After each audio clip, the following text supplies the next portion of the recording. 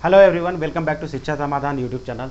तो बच्चों, जैसा कि जोसा का 5th राउंड का रिजल्ट आ गया है, तो आप सभी का एक कॉमन डाउट होता है कि नेक्स्ट सेक्शन लेना क्या है, विड्रॉल कब तक कर सकते हैं, या फिर सीसा में कौन पार्टिसिपेट करता है। तो चलिए हम इस वीडियो में डिटेल में डिस्कस करते हैं। तो जैसा कि 5th राउंड में नो अलॉटमेंट है, तो आपको पैनिक होने की जरूरत नहीं है। आप सीसा राउंड में पार्टिसिपेट कर सकते हैं। आपके चॉइस के अकॉर्डिंग आपको अभी तक कॉलेज नहीं मिला है, तो डेफिनेटली पार्टिसिपेट कर सकते हैं सीसा राउंड में। नेक्स्ट देखते हैं कि अगर आपका अलॉटमेंट आ गया है, उस केस में अगर फ्रेश अलॉटमेंट है, दैट मीन्स कि अभी 4th राउंड तक अभी नहीं मिला है और आपको फर्स्ट टाइम मिल रहा है, तो आपको डॉक्यूमेंट्स वगैरह जैसे 10th 12th वगैरह की मार्कशीट जमा करनी है, फी पेमेंट करना 35,000 और 17,500 बेस्ड ऑन योर कैटेगरी। जैसे ओबीसी ईडब्ल्यूएस जनरल के लिए आपका है, SC ST PH के लिए आपका ये अमाउंट करना है। ये ध्यान रखिएगा, 17 से लेकर 22 जुलाई तक आपको कंप्लीट कर लेना है। फ्रेश अलॉटमेंट में अगर किसी को IIT ही मिला है, दैट मीन्स कि अब फर्दर कोई राउंड नहीं होना है, तो आपको कॉलेज का वेबसाइट चेक करना है और उनके वेबसाइट पर कब रिपोर्टिंग करना है या फर्दर एडमिशन का क्या प्रोसेस है, ये सारा वहाँ दिया जाएगा। तो आपको डायरेक्टली IIT में रिपोर्ट करना है, वेबसाइट को देखना है।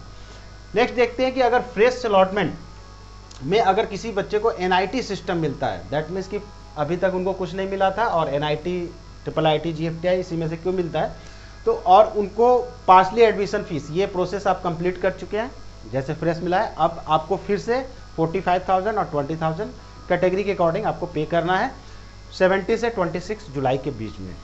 ये मस्ट है। ये सीट एक्सेप्टेशन फी हो गया और ये PFA हो गया, पार्सली एडमिशन फीस। तो ये भी आपको एक्शन जरूरी है आपको फ्रेश अलॉटमेंट के बाद।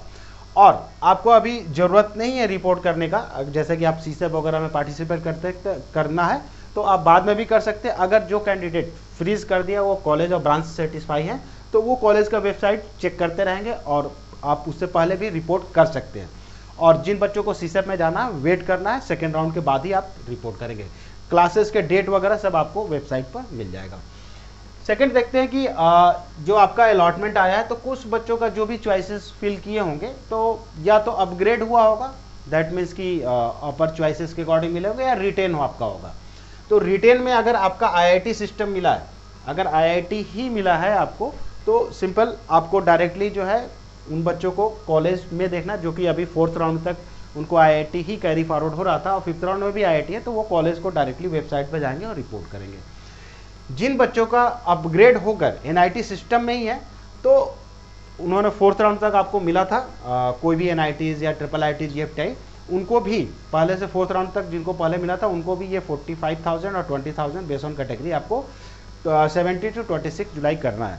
और सिंपल वे है कि अगर CSEP करना चाहते हैं तो आप वेट करेंगे, CSEP राउंड 2 के बाद रिपोर्ट करेंगे। जो बच्चे फ्रीज कर दिए हैं, फ्रीज करना चाह रहे हैं, तो वो कॉलेज का वेबसाइट चेक करेंगे और वो आप रिपोर्ट कर सकते हैं। अगर विड्रॉल करना चाह रहे हैं, किसी बच्चे का ऐसा कंडीशन बचता है कि मल्टीपल काउंसलिंग में पार्टिसिपेट कर रहा है और चाह रहे हैं कि विड्रॉल करना, तो उनके लिए विड्रॉल जो है आपका 70 to 22 जुलाई के बीच में ही है और 7,000 उसमें डिडक्ट होगा। तो होपफुली बच्चों 5th राउंड में मैंने सारे कंडीशंस कवर कर लिए कि अगर किसी का विड्रॉल है, कंडीशन बनता है, अलॉटमेंट नहीं है, या फ्रेश अलॉटमेंट है, या पहले से IIT या NIT कैरी फॉरवर्ड हो रहा है, तो उनको क्या एक्शन लेना है, ये आप स्क्रीन को अच्छे से देख सकते हैं। नेक्स्ट देखते हैं विड्रॉल। देखिए, अभी जैसे जोसा का मैंने बताया कि NIT सिस्टम से आप 22 जुलाई तक एग्जिट हो सकते हैं, अगर रिक्वायर होगा तो। CSEP में ध्यान रखिएगा 17 अगस्त तक का टाइम दिया गया है। तो काउंसलिंग जैसे जोसा और में अभी आपका अलॉटमेंट है, जो एक्शन आप लेना चाह रहे हैं या CSEP में पार्टिसिपेट करना चाह रहे हैं, तो ये दोनों डेट इंपॉर्टेंट है, इसको अकॉर्डिंग प्लान कर सकते हैं। और आप CSEP में पार्टिसिपेट करना चाहिए हर बच्चे को। रीज़न है, जब तक काउंसलिंग होती है, अगर कुछ भी सीट खाली होती है तो आपका चॉइस अपग्रेड होता है। तो डेफिनेटली सभी बच्चों को CSEP करना चाहिए, जहाँ तक मेरा मानना है। हाँ, अगर जिनको कॉलेज और ब्रांच से सेटिस्फाई है, वो फ्रीज कर चुके हैं, वो रिपोर्ट कर सकते हैं। साथ में आप देख सकते हैं कि बहुत से इंपॉर्टेंट जैक दिल्ली, जैक चंडी हो गया, थापर है, मणिपाल है, MMM है, या फिर एलमनाइटी है, तो और बहुत से स्टेट लेवल का, जैसे कि यूपी की आपकी काउंसलिंग अभी चलने वाली है, महाराष्ट्र की काउंसलिंग है, कॉमेट की काउंसलिंग है। तो इन सब काउंसलिंगों में हर बच्चा नॉर्मली 4 से 5 काउंसलिंग पार्टिसिपेट करता है, ये तो लिमिटेड दी है। तो सभी का विड्रॉल रूल आपको देखना है और आपको एडमिशन कहीं एक ही जगह लेना, दैट मीन्स आपके रैंक पर सबसे बेस्ट जो ऑप्शन अवेलेबल है, जो आपके रिक्वायरमेंट को फुलफिल कर रहा है, उसी जगह पर लेना चाहिए।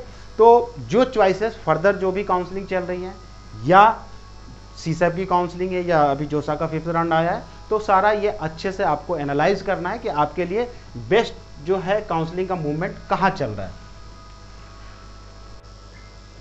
तो बच्चों, जैसा कि जोसा का आपका 5th राउंड का है, और सीसैप में आप नो अलॉटमेंट वगैरह पार्टिसिपेट कर सकते हैं, तो क्या सावधानी अभी से ही आपको रखनी है? आपको अपनी प्रोबेबिलिटी ऑफ एडमिशन चेक करना है। रीज़न बिहाइंड कि आपके रैंक पर क्या कॉलेज मिल सकता है, लास्ट ईयर के बेस पर आपके पास एक प्लानिंग होनी चाहिए, तो उसके अकॉर्डिंग आपको चलना है। चॉइसेस नेचुरल सी बात है, जो फील वही करना है जो आपको पढ़ना चाहते हैं। अभी तक 5th राउंड तक ऐसा रहा था कि आपने चॉइसेस कुछ एक्स्ट्रा लेकर चले होंगे जो आपको नहीं पढ़ना था, तो वो यहाँ पर चूंकि फ्रेश चॉइस फिल होंगे तो आप वो फिल कर सकते हैं। बेस्ड ऑन सीट अवेलेबिलिटी आपको काउंसलिंग नहीं करनी है, जैसा कि अभी सीसैप में आपको दिया जाएगा कि किस कॉलेज में कितनी सीट्स खाली हैं, तो उसके अकॉर्डिंग नहीं फिल करना है।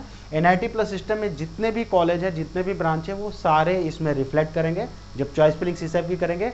दैट मीन्स कि आपको चॉइस फिलिंग परफेक्टली वे में फिर से आपको करना जरूरी है। आप चाहे तो शिक्षा समाधान का ऐप का हेल्प ले सकते हैं, क्योंकि चॉइस फिलिंग में और प्रेडिक्शंस दोनों ही आपको यहाँ पर मिल जाएगा। सब्सक्रिप्शंस आप ले लेंगे तो ताकि आपको काफ़ी बेनिफिशियल होगा आपको एनालिसिस और प्लानिंग में। जैसा कि ये ऐप है शिक्षा समाधान का, आपको क्या बेनिफिट है, बहुत सिंपल वे में चलते हैं। जोसा प्लस सीसैप का जो ऐप में होम पेज में आप देखेंगे तो यहाँ पर आपका चॉइस फिलिंग ऑर्डर मिलेगा, और चॉइस फिलिंग ऑर्डर में जैसे कि जो भी मिस्टेक किए हैं या बेस्ट वे में क्या फील कर सकते हैं, यहाँ पर आपका वीडियो दिया हुआ है, आप उसको देख सकते हैं। प्रेडिक्टर के थ्रू आप देख सकते हैं कि आपकी प्रोबेबिलिटी ऑफ एडमिशन कितनी है सीसैप राउंड में, और आप प्रोडक्ट में जाकर ये भी देख सकते हैं कि आपके लिए सूटेबल क्या है, जो आप शिक्षा समाधान से एक बेस्ट सर्विस ले सकते हैं। तो बच्चों, जैसा कि 5th राउंड का जो जोसा का रिजल्ट आज आया है, इसके बारे में हमने डिटेल में जो भी एक्शन रिक्वायर है, दैट मीन्स कि नो अलॉटमेंट लेना है या विड्रॉल करना है, या आपको कॉलेज में किन बच्चों को रिपोर्ट करना है, ये सारा डिटेल में डिस्कस किया है। सीसैप राउंड में कैसे आपको काउंसलिंग करनी है, क्या टिप्स होंगे, इसके बारे में हम डिटेल में नेक्स्ट वीडियो में डिस्कस करते हैं। चलिए, बाय। थिंक एडमिशन, थिंक शिक्षा समाधान। Download the app now